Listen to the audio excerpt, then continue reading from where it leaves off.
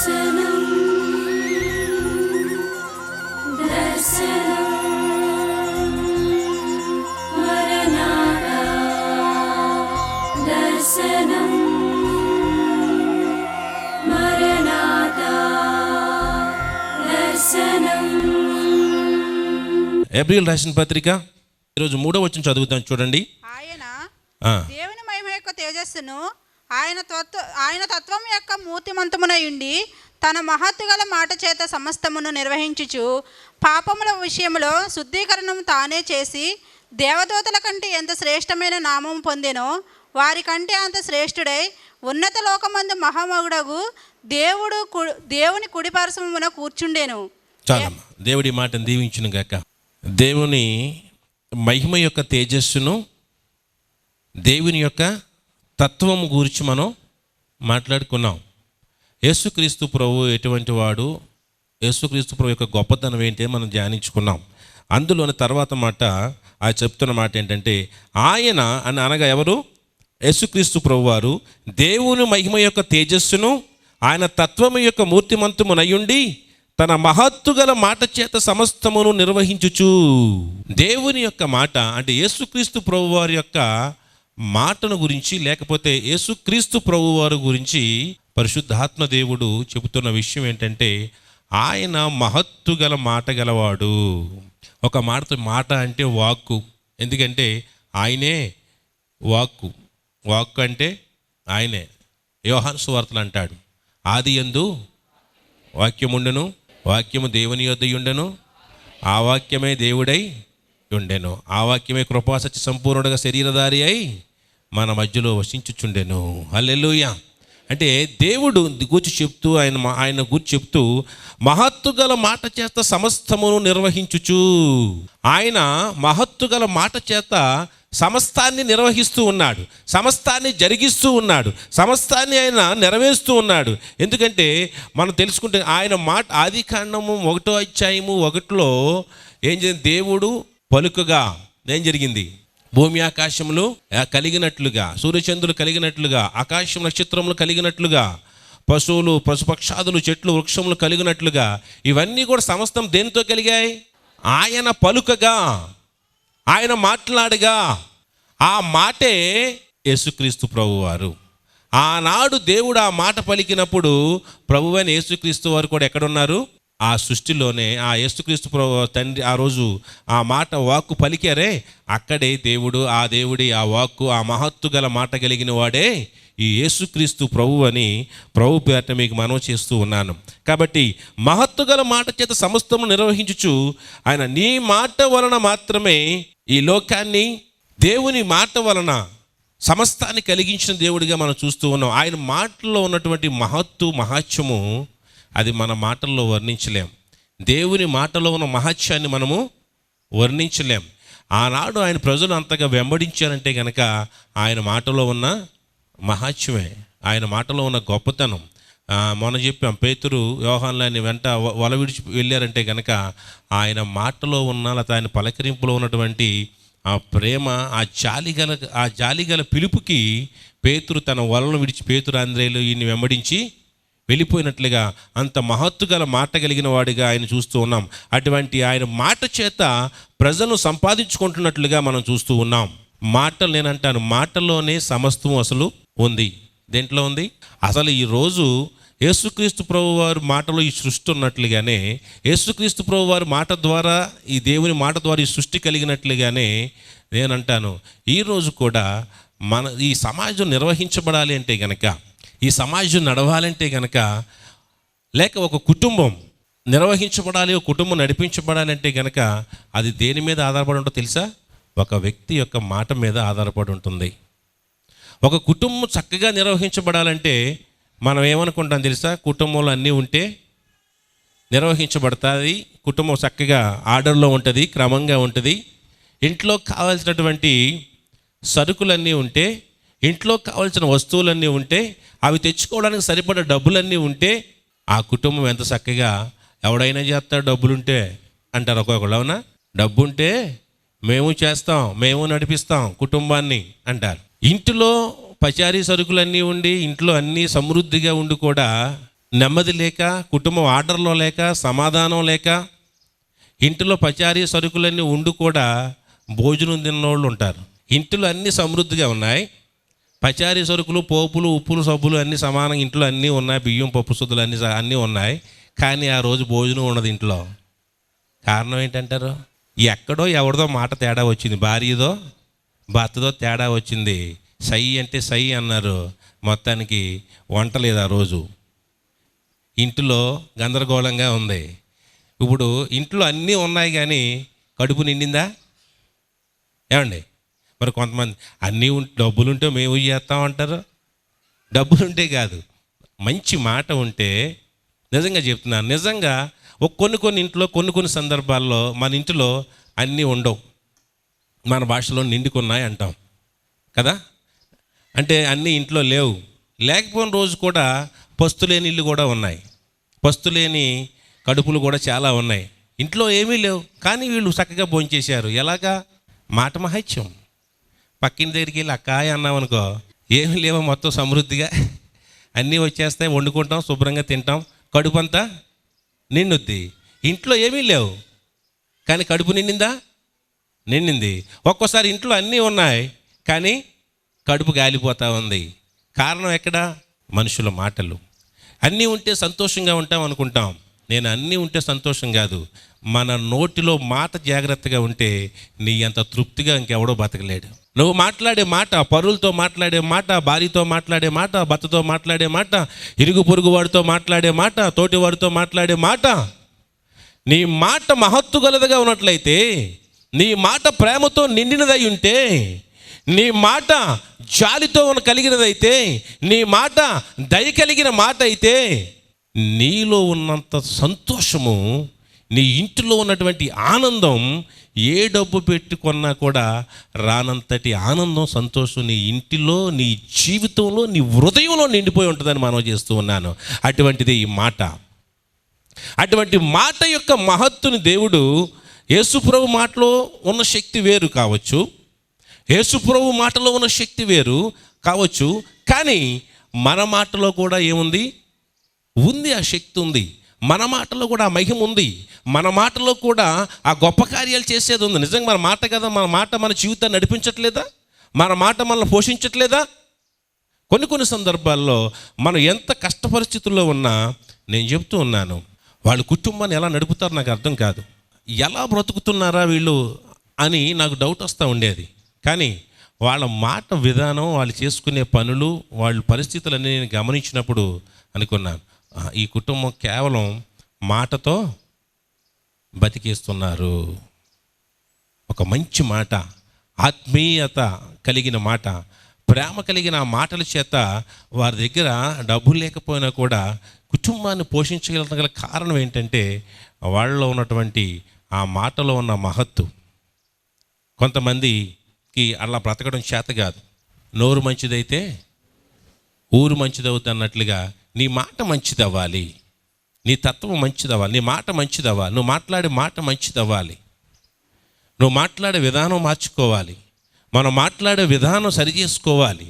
మనం మాట్లాడే మాట ఎదటివాడిని కొట్టొచ్చినట్లుగా కాకుండా, ఎదటివాడిని అవసరమైతే ప్రేమించినట్లుగానో, గద్దించాల్సినప్పుడు గద్దించినట్లుగానో, లేకపోతే జాలి గల మాటగానో, దయ కలిగిన మాటగానో మన మాట ఉన్నట్లయితే కనుక, నేను చెబుతూ ఉన్నాను, అందరూ అంటాం వాళ్ళు మంచోళ్ళు కదండి, వీళ్ళు మంచోళ్ళు కదండి, వాళ్ళండి వీళ్ళండి అంటే ఏంట, వాళ్ళు మంచోళ్ళు కాదు, వీళ్ళు మంచోళ్ళు కాదు, ఎవడు మంచోడు కాదు. అసలు నీ సంగతి ఏంటి? ఇంతమందితో మనకి ఎందుకు సమాధానం లేకుండా ఉంటుంది? ఎంతమందితో మనకి ఎందుకు ఆ స్నేహం లేకుండా ఉంది? అంటే అందరూ తప్పే, మనం ఒక్కడమే రైటా? యేసుక్రీస్తు ప్రభువారు యోధా ఒక్కడికే నచ్చలేదా? యోధాకి నచ్చలేదు, మరి మిగతా 11 మందికి ఎందుకు నచ్చాడు? యేసుక్రీస్తు ప్రభువారు తత్వం తప్పు అయితే మిగతా 11 మందికి కూడా నచ్చకూడదు. కానీ అలాగే చాలా సందర్భాలు మనం అనుకుంటూ ఉంటాం, అందరి మీద నెపం వేసి వాళ్ళ మీద వీళ్ళని గెంటేస్తూ ఉంటాం. దానికంటే మనం ఏంటి? అసలు మన పరిస్థితి ఏంటి? మన నోరు ఎలా ఉంది? మన మాట ఎలా ఉంది?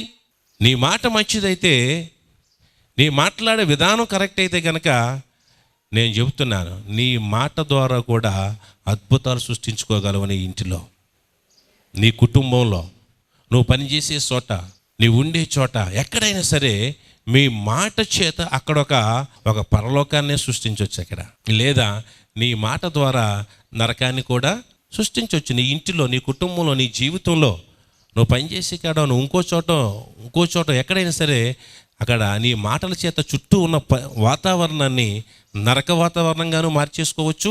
దాన్ని పరలోకమైన వాతావరణంగా కూడా నువ్వు మార్చుకోవడం కూడా మన మాటలోనే ఉందని చెప్పి నేను మీకు మనవి చేస్తూ ఉన్నాను. మాటలో మహత్వం ఉన్నట్లుగా మాటలో మాధుర్యం ఉంటుంది. అలాగే కొన్ని మాటల్లో మాయ కూడా ఉంటుంది.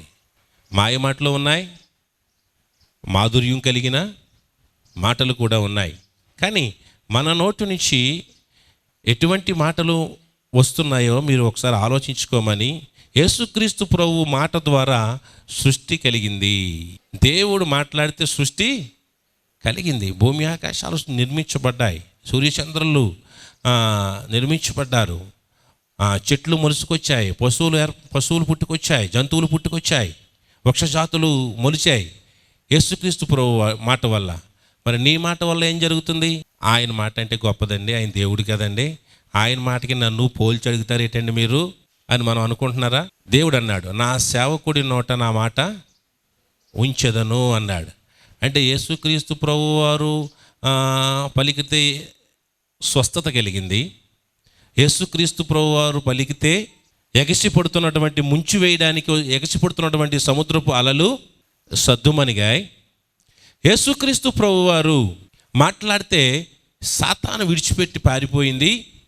యేసుక్రీస్తు ప్రభు వారు మాట్లాడితే దెయ్యాలు వణికాయి. యేసుక్రీస్తు ప్రభు వారు మాట సెలవిస్తే కుంటివాడి కాళ్ళు వచ్చాయి, గుడ్డివాడికి కన్నులు వచ్చాయి, మూగవాడికి మాట వచ్చింది, దెయ్యం పట్టిన వాడికి దెయ్యం వదిలిపోయింది.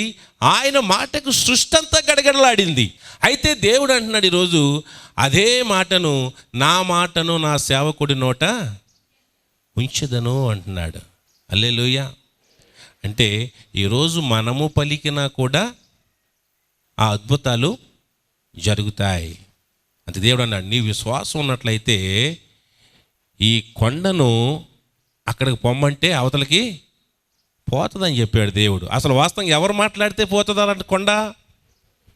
దేవుడు మాట్లాడితే జరుగుతుంది. కానీ దేవుడు ఏమన్నా నువ్వు మాట్లాడినా కూడా, అంటే నీ మాటలో కూడా అంత మహత్తు ఉంచిన దేవుడు మన దేవుడు. Praise the lord. నీ మాటలో కూడా అంత శక్తిని ఉంచిన వాడు ఈ దేవుడు. ఆయనలో ఏమైతే ఉన్నాయో అవన్నీ కూడా నీలో నాలో కూడా ఉంచిన వాడే మనం నమ్ముకున్న దేవుడు. ఆయన స్వార్థపరుడైన దేవుడు కాదు మన దేవుడు. ఆయనకంటే ఎక్కువ పేరు రాకూడదు మనకు అనుకున్న దేవుడు కాదా దేవుడు మన దేవుడు. ఆయన చెయ్యాలి కార్యాలు మనం చేయకూడదు అనుకున్నవాడు కాదు ఈ దేవుడు. అందుకన్నాడు, నాకంటే నా వెనుక వచ్చేవారు నాకంటే ఎక్కువ అద్భుతాలు చేస్తారు. ఎవడన్నా ఇస్తాడంటే అవకాశం? మీకంటే ఇంకొకరు కూర బాగా వండుతారని చెప్తే ఒప్పుకుంటారు కనీసం మీరు? సత్యమే. వెంటనే డైలాగ్, పాత చింతగా డైలాగ్, పొరుగింటి పుల్లకూర రుచి అండి. మొన్న 4 కూర వేసారు, బాగా ఉంది అన్నాం అనుకోండి ఇంట్లో. ఒకేలా పాపం ఎవరో కూర పంపించారు, మొన్న ఎవరో పలావ్ పంపించారు, కాస్త మనసాక మన కూర ఎవరు పంపించారు బాగుంది అన్నాం అనుకోండి, ఎంత పొడుచుకొస్తుందో. మీకంటే ఎక్కువగా ఎవరిని పొగడకూడదు, మీకంటే ఎక్కువగా గొప్ప పనులు చేసినట్టు ఉండకూడదు. కానీ ప్రభువు ఏమన్నాడు తెలుసా? ప్రభువు ఎంత గొప్పవాడో చూడండి. తన వెనకాల వచ్చేవాడు తనకంటే గొప్ప కార్యాలు చేస్తారని చెప్పి ప్రజలు చెప్పుకున్న దేవుడు సంతోషపడుతూ ఉంటాడు. హల్లెలూయా. Praise the Lord. అలా నాకంటే వెనకాల వచ్చేవాడు నాకంటే కార్యాలు చేస్తారు, గొప్ప కార్యాలు చేస్తారని ఆయన మాటలో ఉన్న మహత్తును నీ నోట్లో నా నోట్లో కూడా ఉంచాడు. హల్లెలూయా. ఒక సేవకుడు కాదు, ఈవెన్ విశ్వాస నోట్లో కూడా దేవుడు తన మాటను, తన బిడ్డలు తనను వెంబడించేవారు, తనకు శిష్యులు ఎవరైతే అవగలిగారో వాళ్ళందరి నోట్లో కూడా దేవుడు తన వాక్కును ఉంచుతాడు. హల్లెలూయా. శిష్యుడు అవ్వాలి నీవు, అంటే ఆయన వెంబడించేవాడు నువ్వు కావాలి, ఆయన అనుసరించేవాడు నువ్వు కావాలి. అలాగ అనుసరించి నువ్వు వెంబడించగలిగితే నీ నోటులో కూడా ఆయన మహత్తు గల మాటను దేవుడు ఉంచాడు. మీరు చేస్తే అద్భుతాలు జరగలేదా? మీరు చేసినప్పుడు దేవుడు మీ ప్రార్థనలు వినలేదా? మీరు చేసినప్పుడు దేవుడు మీరు అనుకున్న కార్యాలు నెరవేర్చలేదా? మీరు ఎలా జరగాలి అని ప్రభువుని అడిగి దాన్ని మీరు విశ్వాసంతో మీరు ప్రార్థన చేసుకున్నప్పుడు మీ జీవితాల కార్యాలు జరగలేదా? ఎవరన్నా మీ పక్కింటి వారో మీ తెలిసిన వారో మీ ఉద్యోగంలో ఉన్నప్పుడు మీ పక్క ఉద్యోగంలో తోటి ఉద్యోగస్తులు వచ్చి అమ్మ సిస్టర్ లేకపోతే బ్రదరు మా ఇంట్లో ఈ సమస్య ఉంది కొద్ది ప్రార్థన చేయండి మీరు చర్చికి వెళ్తారు కదా అని చెప్తే మీరు మనస్ఫూర్తిగా మీ ప్రార్థనలో వాళ్ళ ప్రార్థన చేసినప్పుడు ఆ మరుసటి రోజు వారానికో మరుసటి వారం మరుసటి రోజు మరుసటి నెలకు వచ్చి అమ్మ సిస్టర్ ఆ రోజు మీరు చెప్పినట్టుగా మేము అడిగినట్టుగా ఆ పని జరిగింది, దేవుడు జరిగింది మా ఇంట్లో అని చెప్పిన వాళ్ళు లేరా మీతో? Praise the lord. అంటే మీరు అడిగినా కూడా జరిగింది అంటే, మీరు ప్రార్థన చేసినా కూడా జరుగుతున్నాయి కార్యాలు అంటే, దేవుడు మీ నోటలో కూడా తన మహత్తు గల మాటను దేవుడు ఉంచాడు. దేవుడు తన మహత్తు గల మాటను తన బిడ్డల నోటులో కూడా దేవుడు ఉంచాడు. దేవుడు తన మాట ద్వారా మహత్యాలు చేసినట్లుగానే ఈనాళ్ళు తనను వెంబడించేటువంటి తన బిడ్డలైన వారు కూడా గొప్ప కార్యాలు చేయగలుగుతున్న కారణం ఏంటంటే దేవుడు ఆ మహత్తు గల మాటను మనలో ఉంచాడు అని మీకు మనవి చేస్తూ ఉన్నాను. అయితే అటువంటి మాట నువ్వు ఎలా ఉపయోగిస్తూ ఉన్నావు? అప్పటికే చనిపోయి మూడులో కుళ్ళు పడుతున్నటువంటి వ్యక్తి కూడా లేచి తిరిగి వచ్చాడు. నేను అనుకుంటాను దేవుడు అక్కడ కనుక పేరు పెట్టి లాజరు రా అనకుండా చచ్చినవాడా రా అంటే అప్పుడు చచ్చినందరూ చేసేవాళ్ళు ఏమనుకుంటాను నేను. అంతకుముందు చాలామంది చచ్చిపోయి ఉంటారు కదా ఓళ్ళు మంది, వాళ్ళందరూ కూడా లేచి మొత్తం ఎలా వచ్చేది ఊళ్ళో సమాధులన్నీ లేచి. అందుకనే దేవుడు అక్కడ ఒకటే పేరు పెట్టి లాజరు రా అంటే ఒక్కడే వచ్చాడు, బతికిపోయాం. దేవుని యొక్క మాటకు అంత శక్తి ఉంది. ఆయన మాటలో ఏముంది? జీవం ఉంది. అందుకే ఆయన పలకగానే జీవం లేనటువంటి లాజరు జీవం కలిగిన వాడిగా మరి బయటకు వచ్చినట్లుగా చూస్తూ ఉన్నాం. అలాగే మరి మన మాటలో అయితే నిర్జీవం కలిగిన వారంగా ఒక్కొక్కసారి మనం మాట్లాడే మాటలు ఎదుటి మనిషిని నిర్జీవం చేసేస్తాయి. ఎంత జీవం కలిగిన వాడినైనా, ఎంత శక్తి కలిగిన వాడిని కూడా వాడిని నిర్జీవంగా వాడిని నిరుత్సాహంగా చేసే మాటలు మన జీవితంలో మనం మాట్లాడడానికి వీలు లేదని మీకు మనవి చేస్తూ ఉన్నాను. మన మాటలో మరణం ఉందని, మనుషుల మాటలు మరణం ఉందని మీకు మనవి చేస్తూ ఉన్నాను. జీవ మరణములు నాలుక వశములై ఉన్నవి. మరి దేవుడు లేఖనం చెబుతున్నమాట జీవ మరణములు నాలుక వశమై ఉన్నాయి. అది మరణమైనా లేకపోతే జీవమైనా మన మాటలో ఉన్నాయని నేను మీకు మనవి చేస్తూ ఉన్నాను. కాబట్టి ఈ మహత్తు గలటువంటి మాటకు, విశ్వ సృష్టికి కారణమైనటువంటి దేవుని మాటకు ఎంత మహత్తు ఉందో, ఆనాడు విశ్వ సృష్టికి మాట్లాడితే కలగమనగా భూమి కలగమనగా కలిగినటువంటి ఆ విశ్వ సృష్టికి మాట్లాడడానికి ఆది కారణం 1:1 కలిగిన మాట్లాడిన మాటకు ఎంత మహత్తు ఉందో, ఈ యేసుక్రీస్తు ప్రభు వారి మాటకు కూడా అంతే శక్తి ఉంది అని ఈ గ్రంథకర్త మనకు తెలియజేస్తూ ఉన్నాడు ఇక్కడ ఈ హెబ్రీ పత్రికలో. ఎందుకని? అప్పటికే యేసుక్రీస్తు ప్రభు వారి మీద వాదోపవాదాలు ఉన్నాయి. యేసుక్రీస్తు ప్రభు వారు కంటే ఇంకా వాళ్ళు గొప్పవాళ్ళని వీళ్ళు గొప్పవాళ్ళని యేసుక్రీస్తు ప్రభుని అప్పుడు ఇంకా దేవుడిగా అంగీకరించక కొంతమంది అజ్ఞానంతో మాట్లాడుతూ ఉన్నప్పుడు ఆయన్ని యేసుక్రీస్తు ప్రభు యొక్క గొప్పతనాన్ని చూపిస్తూ ఇక్కడ గ్రంథకర్త పరిశుద్ధాత్మ దేవుడు ఆయన తెలియజేస్తున్న మాట ఏంటంటే, ఆనాడు ఆదిలో మాట్లాడిన మాటకి ఎంత శక్తి ఉందో ఈనాడు యేసుక్రీస్తు ప్రభు వారి మాటకు కూడా అంతే శక్తి ఉందని అక్కడ నిరూపిస్తూ ఉన్నాడు. కాబట్టి ప్రియమైన దేవుని పిల్లలారా చూడండి, సామెతలు 12:18 చూస్తే మాటల యొక్క శక్తిని మనం చూడొచ్చు. ఇక్కడ కత్తిపోటు వంటి మాటలు పలుకువారు కలరు, జ్ఞానుల నాలుక ఆరోగ్యదాయకము. చాలమ్మా. కత్తిపోటు వంటి మాటలు పలుకువారు కలరు, అయితే జ్ఞానుల నాలుక ఆరోగ్యదాయకము. మాటలో ఉన్నటువంటి శక్తి గురించి చెబుతూ ఉన్నాడు.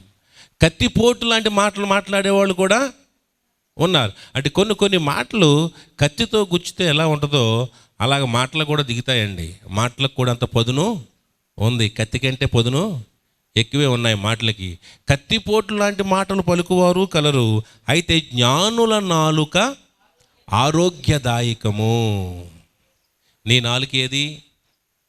జ్ఞానుల నాలుకగా ఉండాలనుకుంటున్నావా, లేకపోతే కత్తిపోట్లు మాట్లాడేవాడి మాటలు కలిగిన మాటగా నీ మాటలు ఉంచాలనుకుంటున్నావో ఆలోచించుకో. వాళ్ళు ఉన్నారు, వీళ్ళు ఉన్నారు. అలా ఉండాలనుకుంటావో, ఎలా ఉండాలనుకుంటావో, నీ మాటలు ఇతరులకి కత్తిపోట్లలాగా చూపిస్తావో నీ మాటల్ని, లేకపోతే ఇతరులకు ఆరోగ్యదాయకమైనటువంటి మాటలుగా ఉంటాయో. నేను చెప్పాను ఆరోగ్యం. దేవుని మాట స్వస్థపరచబడినట్లుగానే, దేవుడు మాట్లాడితే ఒక వ్యక్తి స్వస్థపరచబడినట్లుగా, దేవుడు మాట్లాడితే ఒక మనిషికైనా హృదయానికైనా గాయము కట్టబడినట్లుగా, దేవుడు మాట్లాడితే ఒక రోగగ్రస్తుడు బాగుపడినట్లుగా ఈరోజు ఇక్కడ చెప్తున్నాడు. జ్ఞానుల మాట కూడా అంతే. మొదట నీవు జ్ఞానివై ఉండు. జ్ఞానివై ఉండాలంటే ఎలాగ జ్ఞానం ఎలా సంపాదించుకుంటావు? యెహోవా యందు భయభక్తులు కలిగి ఉండుటే జ్ఞానమునకు మూలం. ఎవరైతే దేవుని యందు భయభక్తులు కలిగి ఉంటారో వాడు జ్ఞానే. ఆ జ్ఞాని మాట్లాడిన మాటలు ఇతరులకు స్వస్థత కలిగిస్తాయి. అంటే ఆ జ్ఞాని మాట్లాడిన మాటలు యెహోవా యందు భయభక్తులు కలిగి ఉండటము జ్ఞానమునకు మూలము.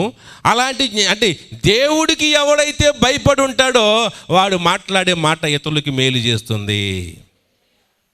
ఎవడైతే దేవుడికి భయపడి ఉంటాడో, యెహోవా యందు దేవుని యందు భయభక్తులు కలిగి ఉంటాడో వాడు మాట్లాడితే పక్కవాడికి స్వస్థత కలుగుతుంది, రోగంతో ఉన్న వాడికి స్వస్థత కలుగుతుంది. ఎవడు పడితే మాట్లాడితే కాదు. యెహోవా యందు భయభక్తులు ఏమన్నా జ్ఞానుల నాలుక ఆరోగ్యదాయకము. అంటే నీవు జ్ఞానివై ఉండాలి. నీ నాలుక ఆరోగ్యదాయకమై ఉండాలంటే కనుక నువ్వు జ్ఞానివై ఉండాలి. నువ్వు జ్ఞానివి ఎలాగవుతావు? యెహోవా యందు భయభక్తులు కలిగి ఉండాలి. నీవు దేవుని యందు భయభక్తులు కలిగి ఉండి నీవు మాట్లాడితే గనక ఎలాంటి గాయపడిన వాడికైనా అది మందవుతుంది. నువ్వు మాట్లాడితే, యేసుప్రభు మాట్లాడితే కాదు, నేను మాట్లాడితే కాదు, ఇక్కడ కూర్చున్నటువంటి మీరు మాట్లాడితే గాయపడిన వాడికి మందవుతుంది. ఆ భాగ్యాన్ని దేవుడు మీ అందరికి ఇచ్చాడు. ఇతరులు గాయాలను కట్టేటువంటి మందు నీకు ఇచ్చాడు దేవుడు. అంటే అసలు ఎలా ఉండాలి మనం? కీర్తనలు 37:30. నీతిమంతుల నోరు జ్ఞానమును గూర్చి వసించును, వారి నాలుక న్యాయమును ప్రకటించును. నీతిమంతుల నోరు జ్ఞానము గూర్చి వచించును, వారి నాలుక న్యాయమును ప్రకటించును. హల్లెలూయా. నీతిమంతులు జ్ఞానమును గూర్చే మాట్లాడుతూ ఉంటుంది. అంటే ఇప్పుడు నీతిమంతులు అనేవాడు ఎవరి గురించి మాట్లాడుతుంటాడు? అంతమాను ఎలా ఉంటాడు? యెహోవా యందు భయభక్తులు కలిగి ఉంటాడు. ఎంతసేపు కూడా ఇది ఏం మాట్లాడుతూ ఉంటాడు?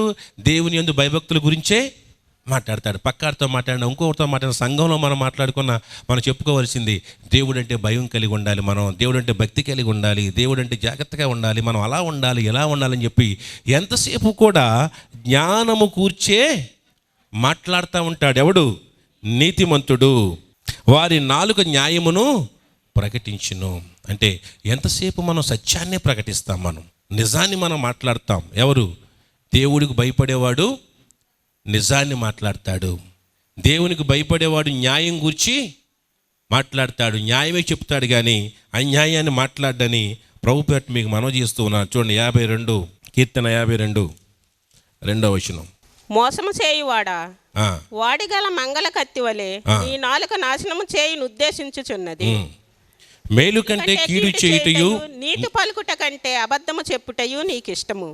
కొంతమంది నాలుకలు ఎలా ఉంటాయంటండి, కొంతమంది మాటలు ఎలా ఉంటాయంట? మేలు కంటే కీడు చేయుటయు, నీతి పలుకుట కంటే అబద్ధం చెప్పడం నీకు ఇష్టం. కొంతమందికి మేలు చేయడం ఇష్టం ఉండదు. మేలు కంటే వాళ్ళు చేసేది ఏం చేస్తారు చెప్పండి? కీడే చేస్తారు. వాళ్ళు కీడు చేయడం చాలా ఇష్టం వాళ్ళకి. నీతి పలకడం కంటే, నిజం పలకడం కంటే అబద్ధం చెప్పడం వాళ్ళకి ఇష్టం. కొంతమందికి నిజం చెప్పడం ఎంత తృప్తిగా ఉంటుందో కొంతమందికి అబద్ధం చెప్పడం అంత తృప్తిగా ఉంటుంది. కొంతమందికి నిజం చెప్తే ఎంత కడుపు నిండిపోద్దో కొంతమందికి అబద్ధం చెప్తే అంత కడుపు నిండిపోద్ది. కొంతమందికి బిర్యానీ తింటే ఎంత సంతోషంగా ఉంటుందో దమ్ బిర్యానీ, కొంతమందికి అబద్ధం చెప్తే దమ్ బిర్యానీ తిన్నట్టే పండగ. ఇంకా వాళ్ళకి అదో తృప్తి. ఏమైనా అన్నాం అనుకో పాపం వాళ్ళని కూడా అదో తృప్తి, అంతే అండి. అది ఎంత హాయిగా ఉంటుందో, ఎంత తృప్తినిస్తుందో అన్నట్టు ఉంటుంది. అది ఇక్కడ ఏమంటున్నాడు? అది ఇష్టం అంట వాళ్ళకి. అటువంటి మాటలు మాట్లాడడం అనేది వాడికి ఇష్టము. కపటమైన నాలుక గలవాడా, అధిక నాశనకరమైన మాటలే నీకు ఇష్టము. ఏది నీకు ఇష్టం? నాశనం చేసే మాటలంటే నీకు ఇష్టమా? బాగు చేసి లేకపోతే ఒకరు బ్రతుకులను కట్టేటువంటి మాటలంటే మనకిష్టమో? ఒకసారి దేవుని లేఖనం చెప్తున్నట్లుగా ఈ మాటలు మాట్లాడుతున్నా పరిశుద్ధాత్మ దేవుడు, కపటమైన నాలుక గలవాడు, అధిక నాశనకరమైన మాటలే నీకు ఇష్టము. కావున దేవుడు సదాకాలము నిన్ను అనగగొట్టును, నిన్ను పట్టుకుని ఆయన నీ గుడారంలో నుండి నిన్ను పెళ్ళగించును, సజీవుల దేశంలో నుండి నిన్ను నిర్మూలము చేయును. మన నాలుక నీతిని పలకకపోతే మన మాట సరిలేకపోతే, మన మాటలో అబద్ధాలు కనపడుతూ ఉంటే, మన మాటలో న్యాయాన్ని ప్రకటించకపోతే, మన మాటలు కపటంగా పలుకుతూ ఉంటే, ఎందుకో తెలుసామా? దేవుని శక్తివంతమైన మహత్తు కలిగిన మాటలు మన నోట్లో దేవుడు ఉంచాడు. దాన్ని నువ్వేం చేస్తున్నావంటే, నీవు కపటముగా మాట్లాడుతున్నప్పుడు దేవుడు దాన్ని ఒప్పుకోడు. దేవుడు ఒక మంచిని నీకు ఇచ్చాడు, దేవుడు ఒక శక్తిని నీకు ఇచ్చాడు, దేవుడు ఒక బలాన్ని నీకు ఇచ్చినప్పుడు దాన్ని నిర్వీర్యం చేసుకుంటానంటే దేవుడు చూస్తూ ఊరుకునేవాడు కాదు. ఒక మంచి వస్తువు తీసుకెళ్ళి మన పిల్లల చేతిలో పెడతావు, లేకపోతే మీకు ఒక మంచి ఈ రోజుల్లో పరిస్థితులను బట్టి అయితే ఒక మంచి సెల్ ఫోన్ కొని, మొబైల్ ఫోన్ మీకు అబ్బాయి చేతిలో పెట్టారు ప్రేమతో ఇష్టపడి, వాడు దాన్ని పోగొట్టాడు, ఊరుకుంటారా? ఏం చేస్తారు? తాట తీస్తారు. అలాగే దేవుడు కూడా నిన్ను ప్రేమించి నీ నోట్లో మహత్తు గల మాటను పెట్టాడు. నిన్ను ప్రేమించి ఒక గొప్ప శక్తిని నీకు ఇచ్చాడు దేవుడు. నిన్ను ప్రేమించి పరిశుద్ధాత్మ దేవుడు నీకు ఇచ్చాడు. నిన్ను ప్రేమించి స్వస్థపరచగలిగే మాట నీ నోట్లో ఉంచాడు. నిన్ను ప్రేమించి దేవుడు మహత్తు గల మాటలు, మహిమగల మాటలు నీ నోట్లో పెట్టినప్పుడు దాన్ని నీవు నిర్వీర్యం చేస్తాను అంటే దేవుడు ఊరుకునేవాడు కాదు. నీవు నిర్వీర్యం చేస్తానంటే అని అంటున్నాడు, ఆయన నిన్ను సజీవుల దేశంలో నుండి నిన్ను నిర్మూలన చేస్తాను.